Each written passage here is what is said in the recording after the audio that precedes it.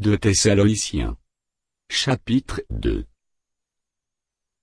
Pour ce qui concerne l'avènement de notre Seigneur Jésus-Christ, et notre réunion avec lui, nous vous prions, frères, de ne pas vous laisser facilement ébranler dans votre bon sens, et de ne pas vous laisser troubler, soit par quelque inspiration, soit par quelques paroles, ou par quelques lettres qu'on dirait venir de nous, comme si le jour du Seigneur était déjà là.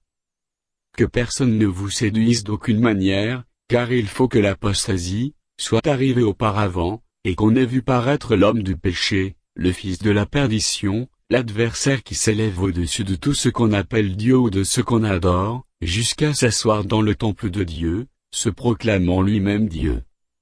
Ne vous souvenez-vous pas que je vous disais ces choses, lorsque j'étais encore chez vous? Et maintenant vous savez ce qui le retient, afin qu'il ne paraisse qu'au son temps.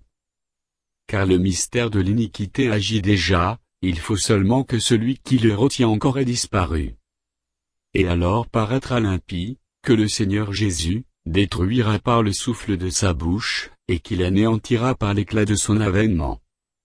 L'apparition de cet impie se fera, par la puissance de Satan, avec toutes sortes de miracles, de signes et de prodiges mensongers, et avec toutes les séductions de l'iniquité, pour ceux qui périssent par ceux qui n'ont pas reçu l'amour de la vérité pour être sauvés.